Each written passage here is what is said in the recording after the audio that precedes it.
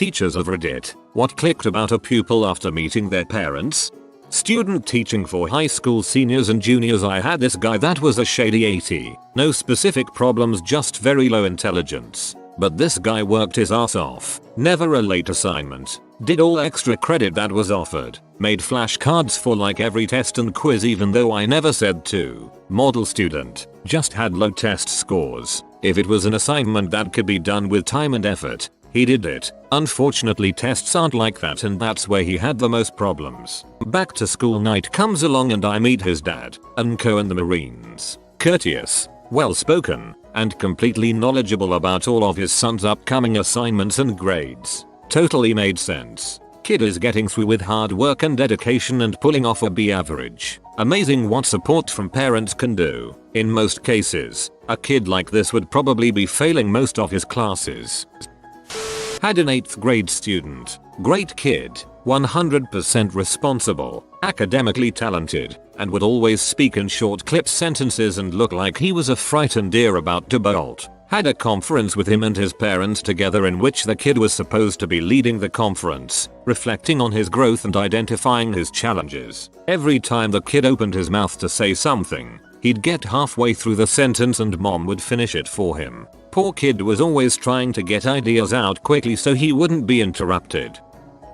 I had a 2nd grade student who was constantly getting into pretty serious physical altercations with others, stabbing kids with pencils, slapping girls across the face, etc. The first time I met his mom was when she came up to the school threatening to choke me because I said her son couldn't come on a field trip to the pumpkin patch because he was too violent.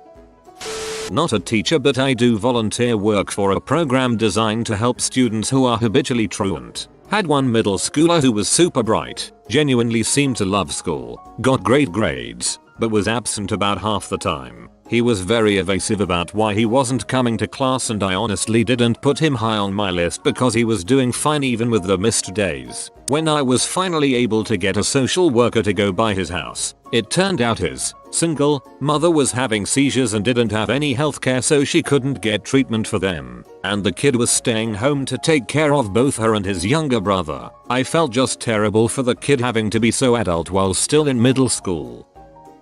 These children, there were 3 of them, were known for being difficult at the after-school care I worked in. The eldest, 5th grade, would refuse to listen to us. He would often kick other children, provoke them by grabbing them and pulling them in close, or just act out in a way that was verbally abusive. When we asked him to stop, he would respond with "screw you." The middle, 3rd grade, struggled to pay attention for more than 5 minutes, and often picked on other kids by intentionally stirring them up and spreading rumors. The youngest, kindergarten, was 6 but still not entirely toilet trained, and had to repeat kindergarten because she wasn't at normal developmental or social levels. But one afternoon, the eldest is in a pretty good mood. Because I'm curious, I ask, and he announces proudly, "Dad is picking me up early at 4 p.m. because we are going to see a movie this afternoon." This is awesome, because the 3 kids are always last to be picked up, but 4 p.m. comes and goes, and there's no sign of Dad.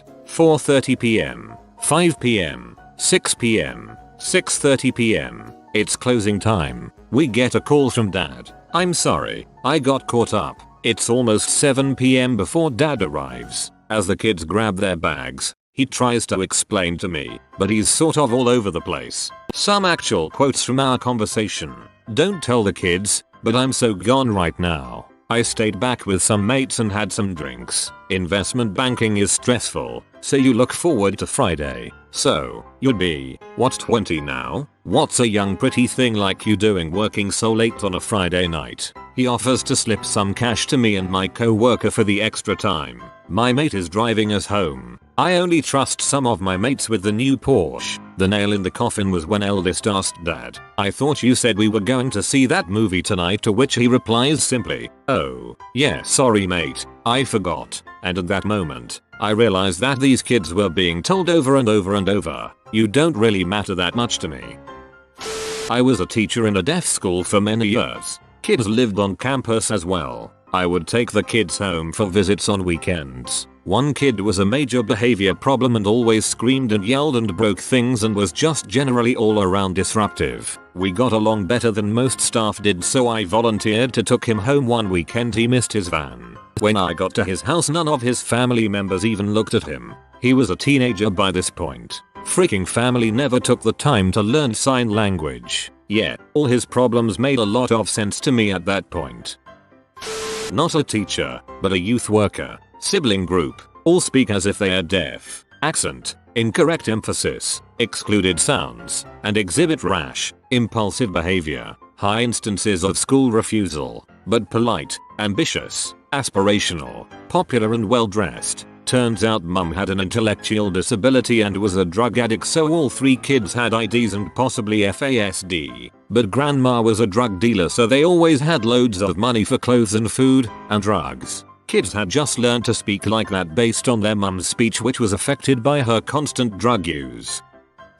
When I was student teaching, 2nd grade, there was a little boy in the class who was just a genuinely friendly and sweet kid. He struggled a little academically when it came to learning to read, and his handwriting had some problems. But he was the hardest worker and never got frustrated or thought that he was stupid like many other students with those difficulties do. He was well liked by everyone and didn't have a mean bone in his body. And he was extremely well adjusted, despite the fact that his parents were divorced. I ended up meeting both parents separately during field trips. Both parents are extremely involved in his life and put him ahead of any of their problems they have with each other. They genuinely want what's best for him, and it shows. The dad takes him out to the sports bar for boys' night where they share root beer, which I thought was really cool. Both parents genuinely are awesome people with great attitudes, and it definitely shows in their kid.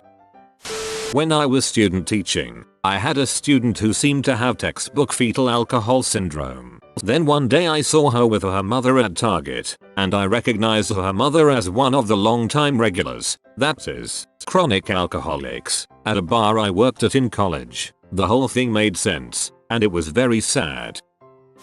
College freshman was constantly late, didn't turn work in on time or at all, etc. She had an excuse for every single thing. I wasn't even asking. She just volunteered excuses. After getting a D in my class, which was frankly a bit generous as her actual grade was a high F, her mother called me. I wasn't allowed to discuss a student's performance with anyone, including their parents, and I told her as much. Her mother then, unprompted, gave me a long string of excuses for her daughter and, oddly, herself. I kind of thought, oh, that makes sense now. Obviously an extreme example here, but I had a student, an 8th grader, who was quiet to the point of absolute silence, but who did extraordinarily well with the written word. A few times, he showed up with bruises, which I naturally reported, but he was adamant that they were from other students. Surprisingly, his parents came in for PTC and seemed relatively normal, until he went to speak for himself and I saw his father grip his arm so tightly that it left a mark. I understood immediately that his parents basically didn't let him speak at all for fear of reprisal. A few weeks afterward, the kid stopped showing up to school, and word eventually got around that he got caught up in a REM lab explosion in his parents' house and was covered head to toe in 2nd and 3rd degree burns. He came back a month or so later, covered in bandages. He couldn't move, write, or really do anything without excruciating pain. I'd never cried so hard as I did that day. My wife called a student's parents to talk about the kid swearing all the time and general bad attitude. After explaining to the mom why she was calling, I told that goddamn kid a million freaking times to watch his freaking mouth. Jesus Christ, wait till his freaking daddy gets home. This one broke my heart and it's something I still think about from time to time. Just a few months into my first year, several 5th grade students were sent home for lice. One was a small, blonde girl named Jean who was fairly quiet and shy. Her clothes were always somewhat unkempt and had a strong cigarette smoke odor. She very rarely completed her homework and hated answering questions in class. However, she was kind, attentive, and performed well on her in-class assignments. We had another round of head checking about a week after the first one and found that Jean still had caught lice again. She was sent home with a call to the parents letting them know. The next day she walked into the classroom with a shaved head. Her parents shaved her hair off so that they did not have to deal with the lice again. She cried when I asked her about it. I felt horrible for her. 5th grade is a tough place to be when you have something that is obviously different about you that other kids can pick on. I could not grow her hair back for her, but I did buy her a cute hat that I allowed her wear in my class if she wanted. It seemed to help. When I met her parents shortly after, they showed up with 3 younger kids that looked about a year apart with the same shaved haircut as Jane. The parents smelled like cigarette smoke and pet urine odor, and I could hear them cursing at their kids in the hallway before I even saw them.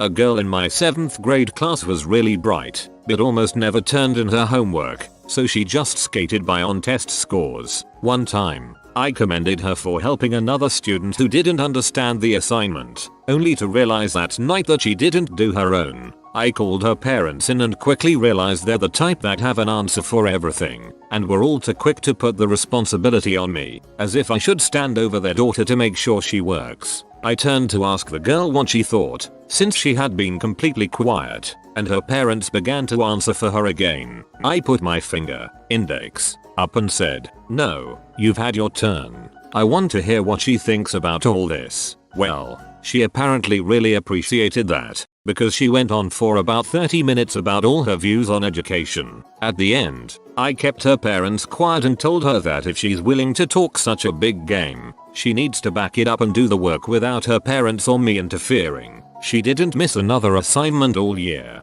Proud teacher moment.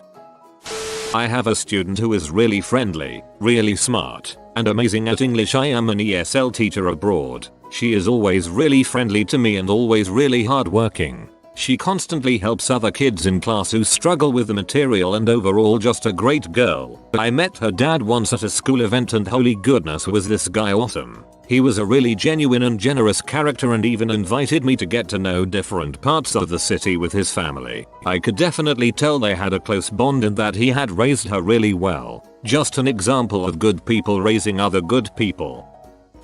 Kindergarten teacher here had a student who would much rather sing everything than talk, and she was happiest just spinning around in circles and singing. Met her parents, band teacher and a dance instructor. Such a sweet and happy family.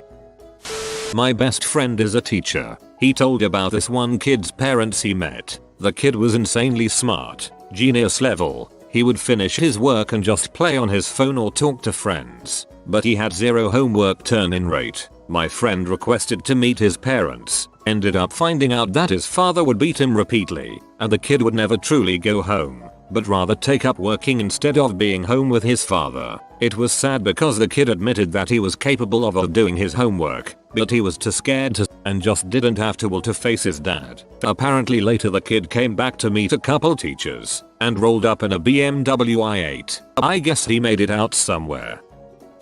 This is from back when I was doing my student teaching. There was a girl in one of my classes that never did any work in class, turned in her homework late, and would ignore huge projects until literally the last minute and then ask to come in for help every day at lunch after school to make up for the missing work. Eventually I caught her cheating on a quiz. I took her quiz, gave her a 0, and told her that cheating wasn't allowed. About a week later, we had parent-teacher conferences. The girl came with her mother, who took out every assignment that had been graded and handed back, and proceeded to argue with me over individual points. Things along the lines of, well, she spelled it all right, so that deserves some credit, right? Or she circled the right answer, so she should still get some credit when that right answer had been crossed off and then another answer had been selected. This took nearly an hour to go through. Finally, the mother brought up the quiz, and I told her about the cheating. The mom said, well, you should give her some credit on it. She was pretty clever to think of that trick. From then on, I made sure to schedule meetings with myself, my mentor teacher, and the principal present. Clearly it wasn't that clever, since she got caught. I was telling the parent that their child was generally inattentive. He would look around, fidget, and just nod along smiling when I knew he hadn't been listening. As I was consulting my notes, I looked up to see the parent looking around the room, bouncing their leg. As soon as they realized that I was done talking, they nodded and smiled. Not a teacher but a student. In kindergarten we had this kid who was really odd and smelled funny, but he seemed cool, so we would hang out at recess. I had a birthday party and it was only supposed to last maybe a few hours. All of the kids but him went home fairly early, but it was really late and his parents still hadn't showed up. I was getting tired and wanted to go to bed, so my parents set up some blankets for us in the living room and we had a sleepover. At 2 AM his parents finally show up. After multiple calls with no answer, instantly I realized what was up. Even as a small child I knew these parents were the definition of white trash. They reeked of alcohol. My mom's side of the family is full of alcoholics, so I knew what it smelled like. They also told some story about how they had new tires of their car and the speedometer showed the wrong speed and they got pulled over and some other BS. It all clicked why he acted so odd and why he smelled. It was cigarette smoke. At the start of first grade he never showed up, and then like a month into the year he was there for a few days. Then randomly in third grade he showed back up again for a few weeks. I never saw him again after that. I looked him up on Facebook a while back and it looks like he is following in his parents' footsteps, falling into every white trash stereotype. I asked my parents about this kid a while ago and they said that the reason he wasn't with us in school for a few years is that he got taken away by Child Protective Services, which my mom called. Then he came back the few times because that's when his parents got him back, but he was taken away again and that's why he left us. I feel bad for the kid because at first he was really nice, but over time as I saw him again he became more mean and rude. Such crappy parents. One of my students is safe playing. He won't try any new ideas while doing maths and would frequently look out to applying some formulas. I used to think that he genuinely is less creative than others, but at times, particularly when playing games, he would show bursts of real brilliance. When I met his mother, it clicked why. The mother burst into tears saying she was afraid what would happen if the child would fail. She really desperately wanted him to succeed, and because of this desire has all but closed his chances of success. He is so afraid of failure that he doesn't even try.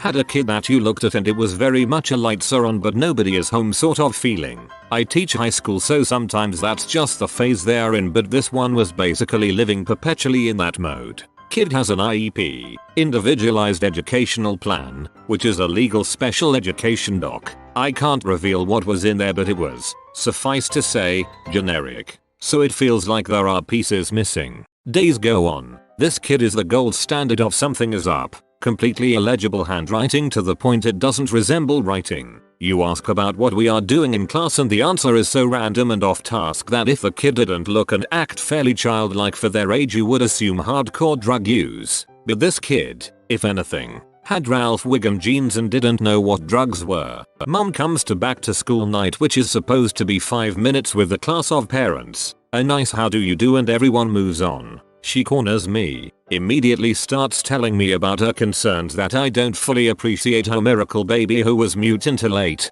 didn't walk until 4, walked backwards first, and had an IQ of about 60. They told her this kid would never make it in school and didn't. I think you just couldn't tell anything was ever delayed, because this is a miracle. That's why she blocked all mention of those conditions from the documents, because people would never guess otherwise. Miracle. When the word miracle comes up from a parent it always explains a lot.